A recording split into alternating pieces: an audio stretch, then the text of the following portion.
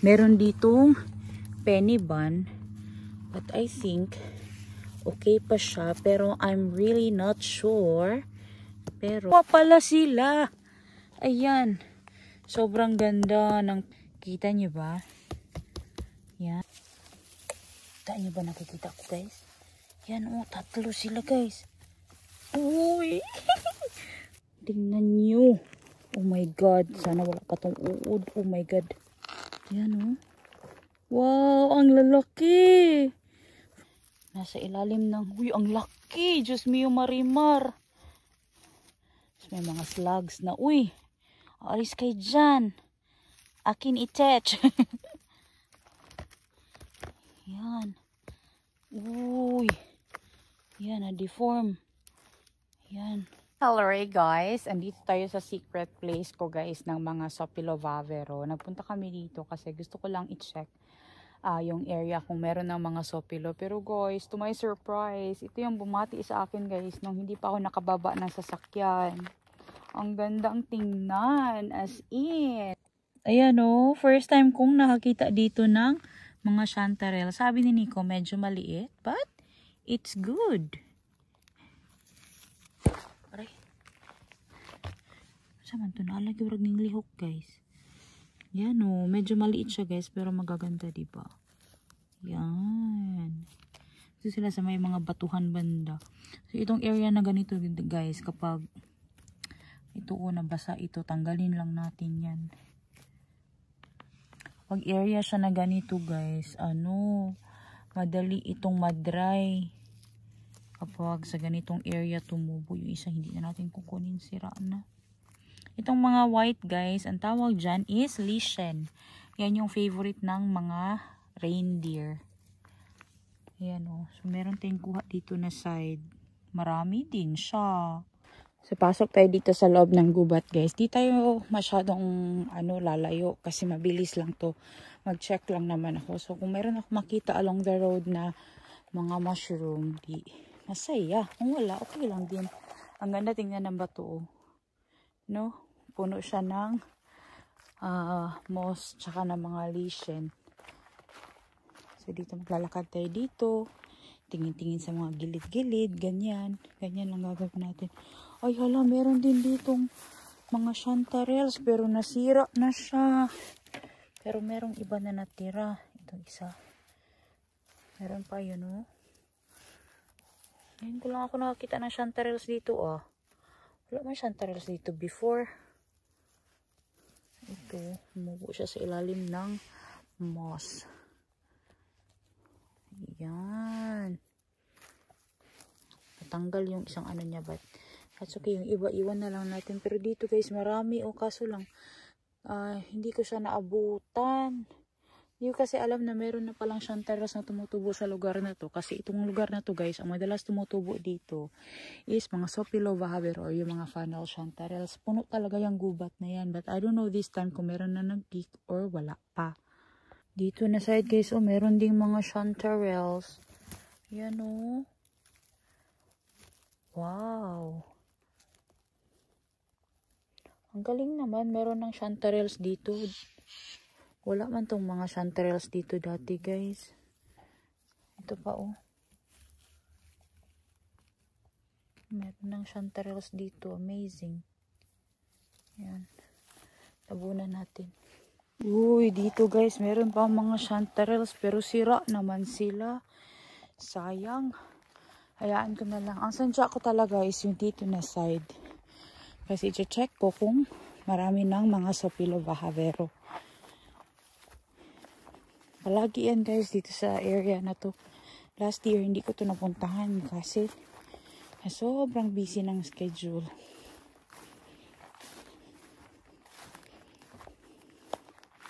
Wala ako nakita pa ba. Late kasi dito na side yung mga Sopilo, pero amazing sila guys kapag tumubo dito kasi papunta yan dun sa taas, punong-puno yan. Ay, yan nga. Yan na nga sinasabi ko. Ayan na nga. Yan o. Yan na, may mga funnel chanterelles na dito. So, hindi muna ako mag-pick niyan kasi meron akong client na pagbibentahan namin yan. So, didiretso na namin sa lalagyan. So, meron na talaga si area na to. Meron na ako nakitang sign. Yung mga ibang ano dyan, nakatago-tago. Ayun na nga. Marami na nga, guys. Ayun o. Marami na dito. Pero hindi mo na ako magpipik niyan. Kasi, ang iuwi ko lang is itong mga mushrooms and na ano, chanterelles and yung mga king bullets. Babalikan lang namin yan para diretso na siya sa boxes. Hala, palabas na sana ako guys, pero may nakita tayo. Ayan o. Merong king of bullet dito, ayan o. Kita niyo ba? Ayan. Medyo tigas-tigas pa siya guys. But let's see. Iuwi natin sa bahay. Tingnan natin sa bahay. Kung okay pa yan, kinainan na siya ng slug. But yeah, let's see sa bahay mamaya. Tanggalan ko lang siya nung dito niya sa ilalim.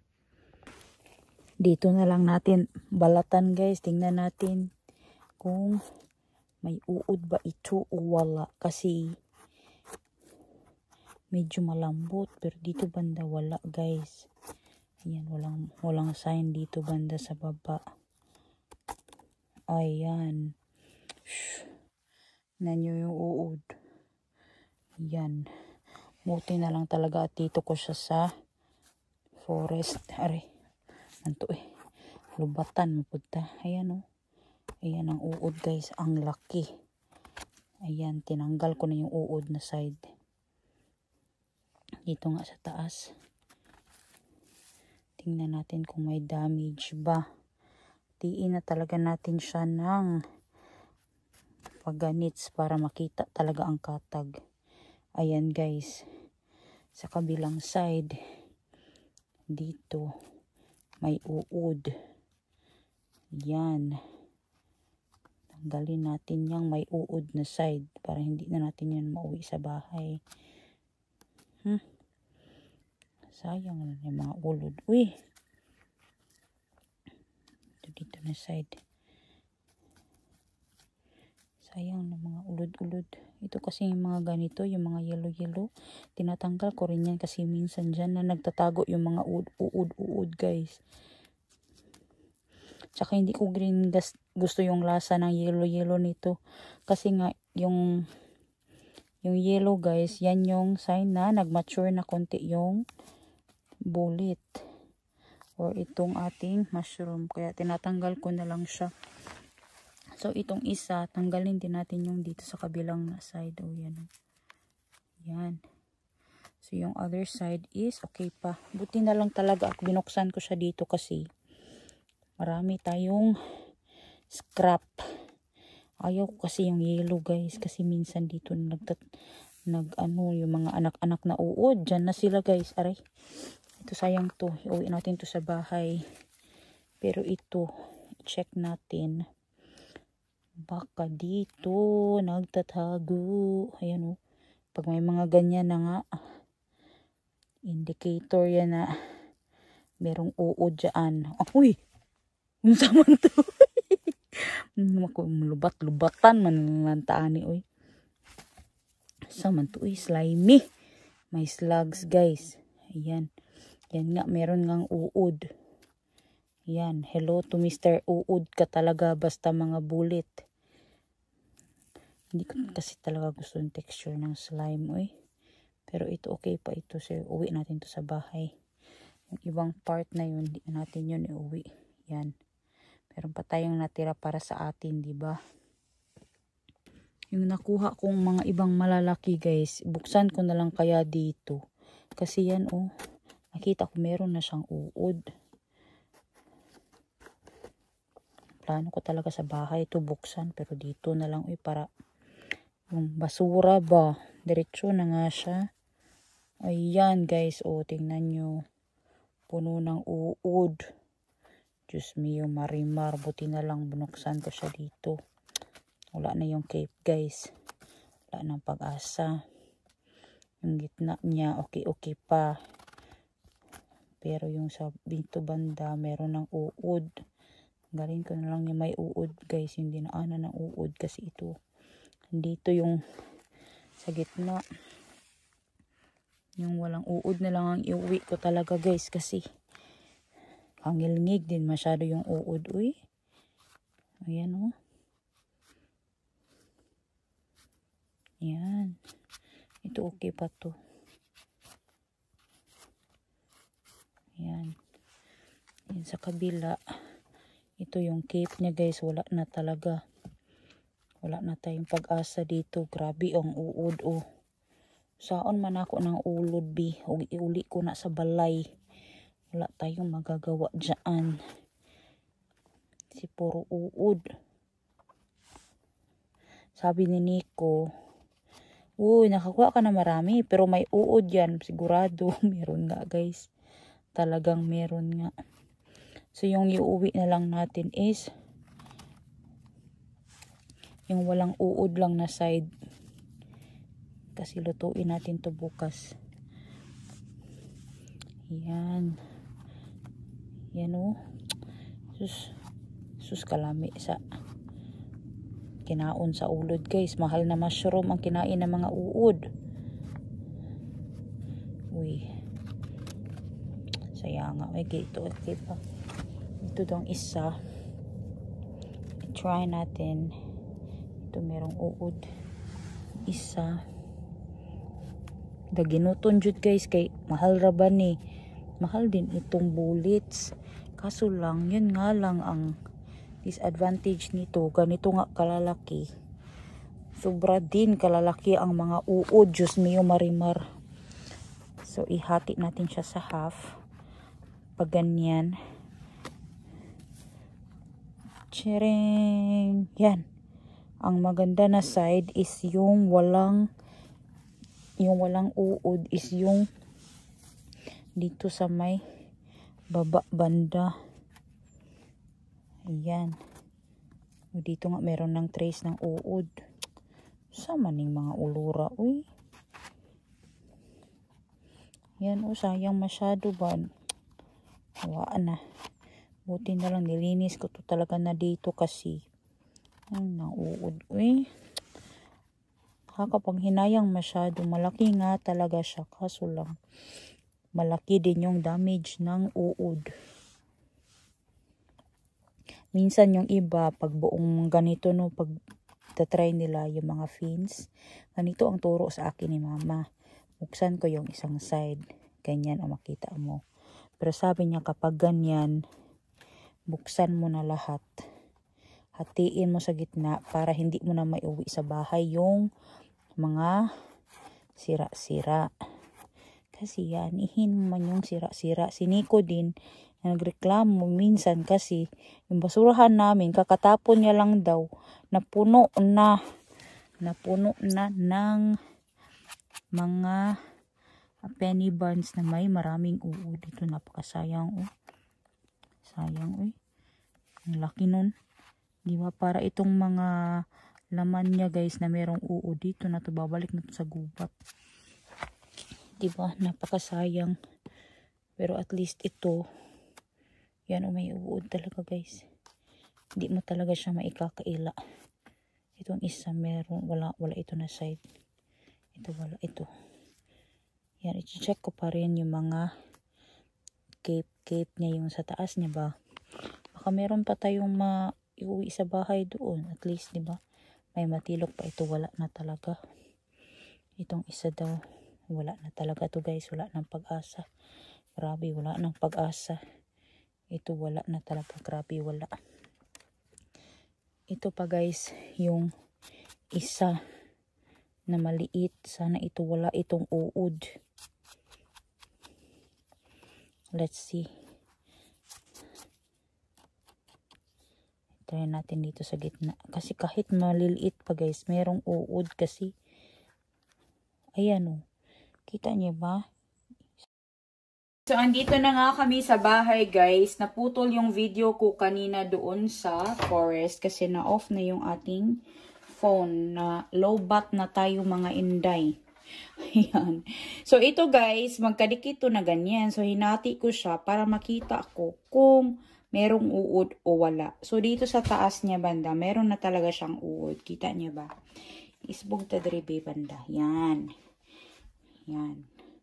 Dito kayong kusina namin guys, wala masyadong magandang ilaw. Kaya kailangan ng ring light dito banda. Tabi? Isbog sa diri. Isbog.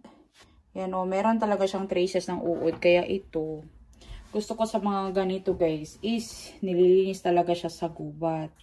Kasi nga para yung mga dumi is matapon na siya diretso doon. But since ito andito na, inuwi ko na siya sa bahay. Yan. So, yung other side niya, yung other part is malinis naman. Ayan. Tanggalin natin yung dito na side banda. Marami-rami na rin yung na-dry ko nito. Yan o. Doon o sa loob meron ding sira. Kailangan mo talaga siyang i-check. Make sure na wala talagang maka-sok-sok dyan. So, ito malinis na ito siya guys. Bukas gagawa ako ng pagkain gamit itong mga penny buns or itong mga burritos, pati yung chanterelles. Malinis na to. Tapos itong isa, meron pa ditong konti. Ayan, ito malinis din ito. So, tatabi natin yan. Pero yung ito sa cape guys, itong sa taas niya banda, ito ang merong uod. May uuds. So, tanggalin natin. Yung walang uod lang yung ititira natin para sa pagluluto. So, ito. Ayan, maganda na ito guys. Wala na itong uod. Itong isa dito, meron siyang uod dito banda na side. Tanggalin natin yan. So, yan, wala na. Itong isa naman. Try natin. Ito. Ito, meron siyang uod guys.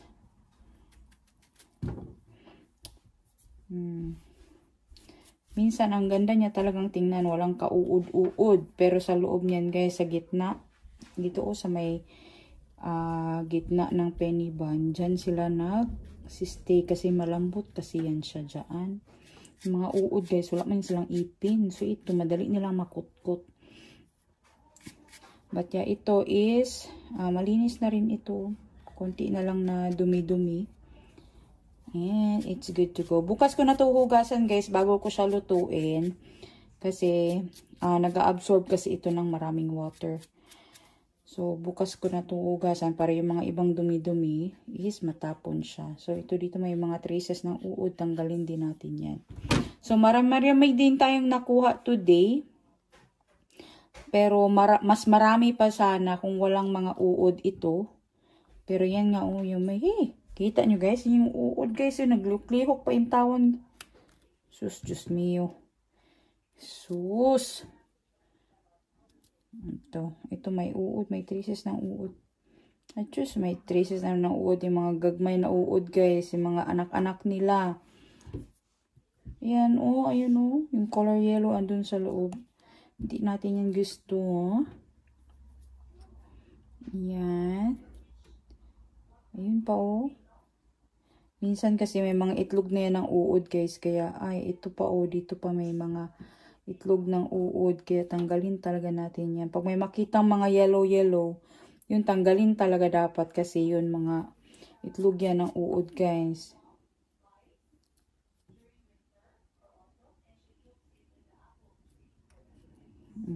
Yan. Nag-i-edit yata siniko ng video namin. Or nag-render ng video. Meron pa kung hindi na-open. Ito pa. Ito is na-open na siya doon. Ganyan na siya kasi kinainan na siya ng slug sa gilid. Pero buti na lang at meron pang tinira si Mr. Slug sa atin. Yan ito dito. Ito may uod guys. Ano ba yan? Mga odds na yan. Sayang masyado yung mga ganito kung maraming uod. Kasi, totoong masarap talaga itong penny bun, guys. Kaso lang, paunahan, lumbaan na. Gita na sa mga ulod, dahil. Halinon kayo sila sa ulod. Ayan, ito. Parang walang trace ng uod ang ating kakainin, no? Ito Ito ba? Ito. Meron tong uod. Ito wala na ito dito banda. Ayan. Tilok-tilok lang talaga siya guys. Itong penny bun. Kasi nga, pag nakainan ng uod, sorry ka na lang, Jai. Sabi ng uod, da merisi. Nauwahi ka manggod. Nagda merisi na ang ulod. Ito, meron din dito. Basta may mga butas-butas nga. Ayan, oh. Kasi sa loob niya na yan, oh. Hindi ko lang talaga mapakita sa inyo ng maayos. Pero yan, oh, sa, may mga yellow-yellow. Kasi may mga itlog na yan na uod. Ayun pa, ito pa, oh. Ay, nako. Ay, nako naman talaga. Pero at least meron pang natirang kahit konti. Ayan. So, linisin ko lang to. Kasi, marami nga siyang uod. Does Nico want to eat the worm? No, thanks. No, thanks. Ayaw din na kainin ni Nico yung uod, guys. Ayan. Kasi, marami pa namang pwedeng mapik. Kaya, hindi natin pilitin ang ayaw, diba? Ito, maraming uod ito, guys. Ay, kasayang. Wala na, inuod na siya, guys. So, itong dito sa baba, tingnan natin. Baka meron pa tayong masave dito banda. Sayang talaga siya, as in. Kahit ako nangihinayang ako talaga sa totoo lang. Ito is... Ito, wala na ito. Ito pa dito na side. Baka meron. Ay, meron siya, guys. Ay, nako. Basta may mga butas-butas talaga. Kailangan mo talaga siyang ikat. Kasi may mga uod. Pero ito wala na, oh. Itong isa kaya, baka, meron pa tayong masave dito banda. Try lang natin. Wala namang masama. Kaya, though, nakakapanghinayang, but it's okay. Kasi, yung mga uod na yan, they're also trying to survive. Diba? Kailangan din yung mga uod na yan, guys, sa ating nature. Diba? Sa ecosystem. But yeah, yun nga lang. They eat the best ones. So, meron tayong last one. Ito yung last one, guys, na hindi pa natin nabubuksan. Para siyang nabuak-buak. I don't know ba't ganito yung pagkakatubo niya. But, yeah, dito na side, nang nabuak-buak, meron din siyang uod. But yeah, ito. Ito na siya.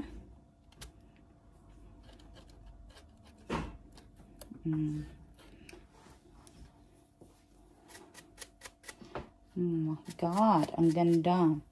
Ang ganda, diba? Kaso lang, ang kompetensya natin hindi maganda. Hindi maganda ang ating kakumpetensya kasi ang ating kakumpetensya ay marami sila. Mabilis sila, guys. Mabilis silang parami yan, oh. Mga traces yan ng pinagdaanan niya ng uod. Pinag-itlugan, kinainan, ganon. Kasi nga malambot talaga itong penny bun. Ito dito may yellow. Sana naman yung sa loob nito is walang uod. Let's try. So, hiwain ko dito sa gitna. And let's see kung meron ba. Ayan, meron nga, guys. Ayan, oh, may mga traces talaga siya ng inanuhan siya ng uod. Pero ito wala na. Itong side na to wala. Kaya ito is isi-save natin to. Ito is titulukin natin. Titingnan natin ng mabuti. Yung area na walang uod and merong uod. Ito wala itong uod, guys. Ito naman, itong dito sa taas niya meron kasing uod, oh.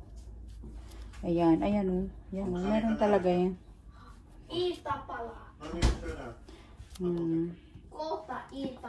So, ito dito, meron pa dito konti. Ay, meron talaga siyang uod, tay. Ayan, meron talaga siya. Basta may mga butas-butas talaga. Ayan, nakita niyo yung yellow? Yan o, maliit lang siya pero itlog yan ng mga uod day. Andyan sila o. So ito lang ang natira sa atin. Salamat naman mga uod at meron kayong tinira. Ito ang ating last one na yata ito guys. Meron pa doon na hindi ko nalinisan. Diba? Sabi nung isa, hindi daw ako marunong mag-pick. Hala, ikaw na mag-pick. Gusto niya talaga perfect. Yan. So, ito malinis na ito. Okay na ito siya. Ano ba itong meron dito?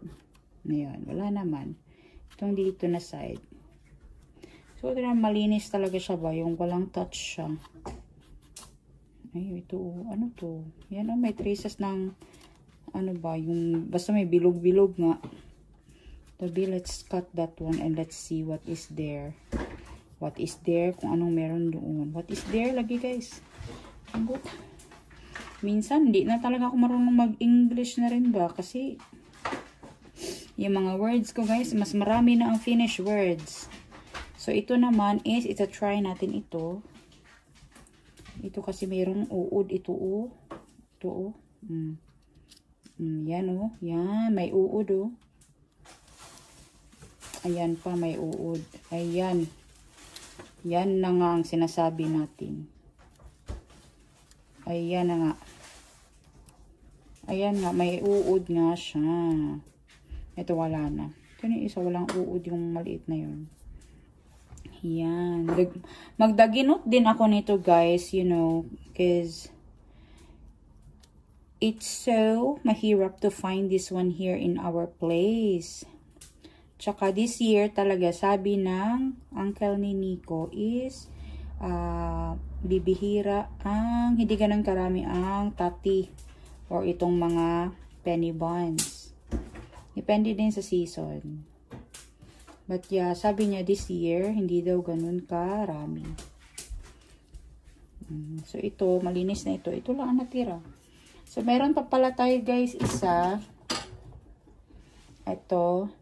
I-try natin ito. Check dito sa gitna kung merong uod o wala. Ayan. Ay, ito maganda. This one is very nice. The outer part, it's been eaten by the slugs. We can just remove that side like that way. Yeah. Yeah. And this is now very good. We're going to make something with this one, Daddy. Like a food. Because cook it tomorrow. yeah, I will make this one tomorrow. Because it's already evening. If I cook it now, nobody's going to eat. Because we usually don't eat heavy food in the evening, guys. We just eat bread. Tinanggal ko yung sa taas na. Are you guys eating heavily in the... In Philippines, it's always rice. But is it rice heavy? Rice is heavy for the tummy, of course. It is. So, yan. So, linisan ko lang ito. Ito dito, meron siya mga butas-butas. But, I'm gonna check. Ito wala. Wala talaga siyang touch siya. Ito maganda. Sana ganito na lang palagi. Yung walang ka, ano ba? Walang ka uud-uud. Kahit na kinainan niya ng slugs, it's okay. Kasi pwede naman siya magunting. Magunting, makat. Diba? May insect pa na sumama dito sa loob ng bahay. Ang dami pa namang fruit flies dito sa bahay namin, guys. Kasi marami kaming fruits dito palagi galing sa Habiki. Ayan. So, ito dito. Tanggalan ko lang to dito banda kasi kinainan ito ni Mr. Slug. Diba at least, Mr. Slug left us something. So, bukas, gagawa ako ng video how we prepare this tati. And, you should watch it, guys. Char. Demanding.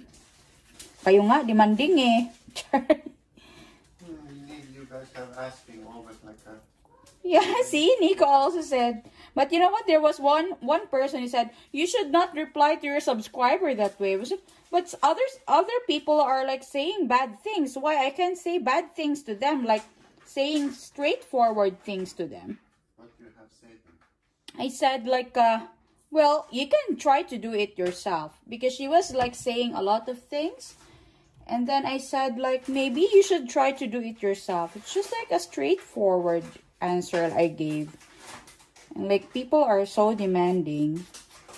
And then when someone said something to them, it hurts maybe when I say something, it's kind of like hurting, because I am already like, what you call that one? When I say something, guys, it's really like dulot to the heart, because I'm very prangka. I've learned it here in Finland, guys. You need to be prangka. It's because of experience, guys. When people mature and experience, they learn things, how to protect themselves, or alam mo, you know, how to deal things.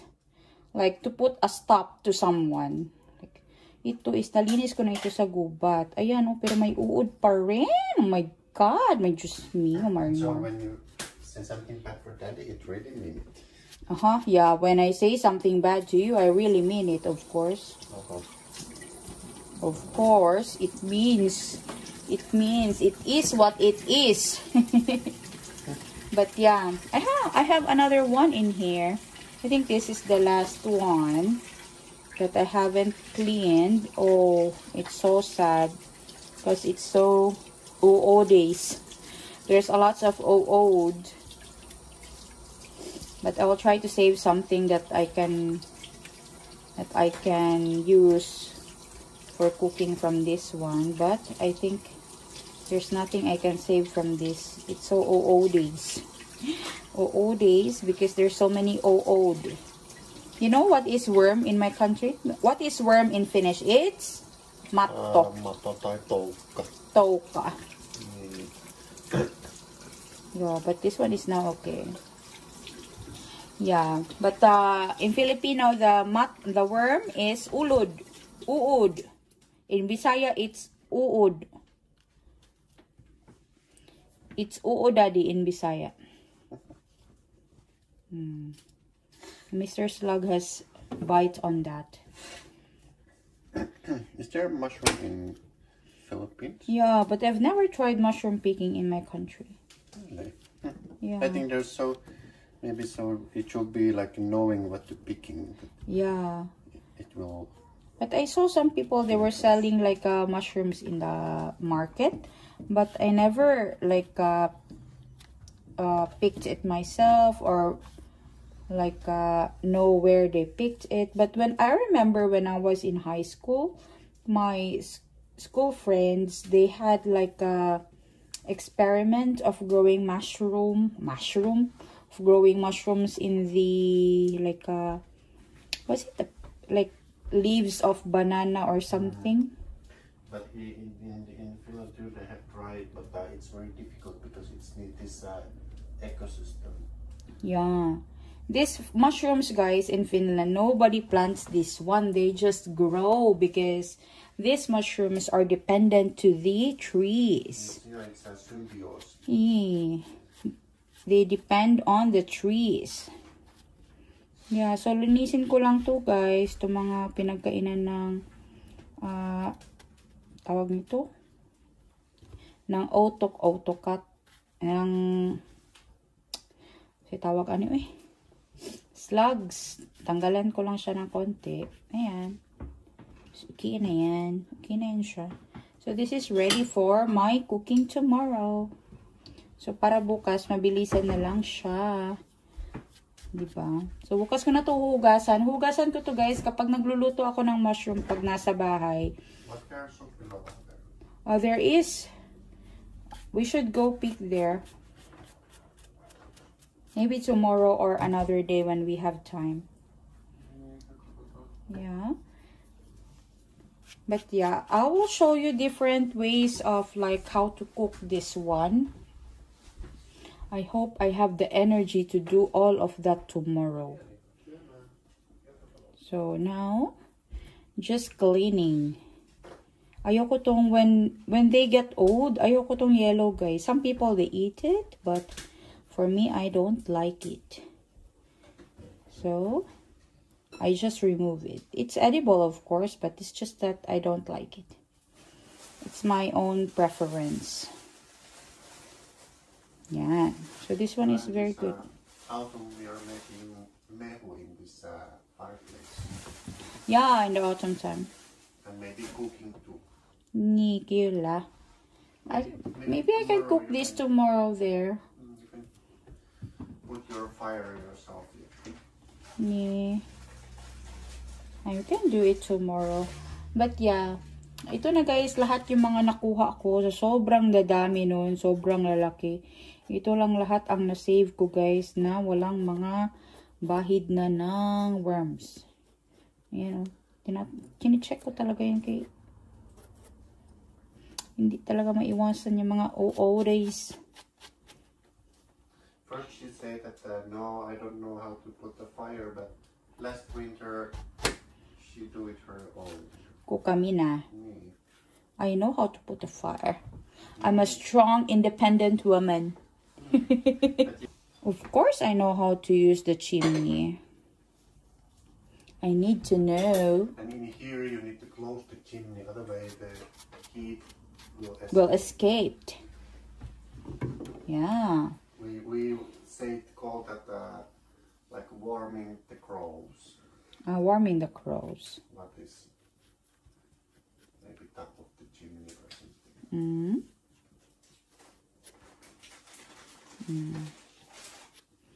Ayan, malinis na ito.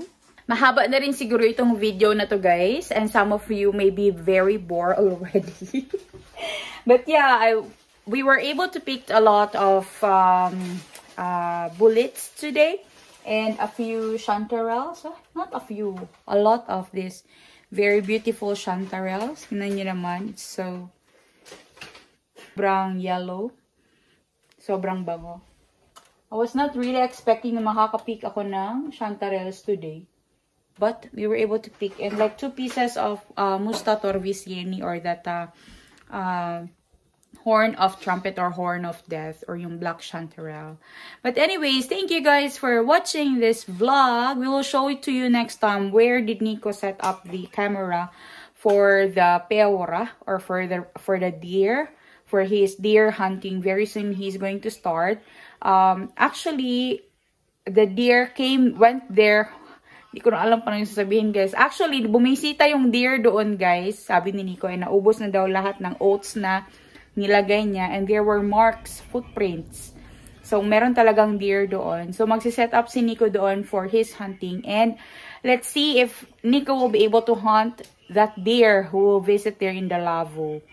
But anyways, thank you guys for watching. We'll see you again next time. Hey, hey!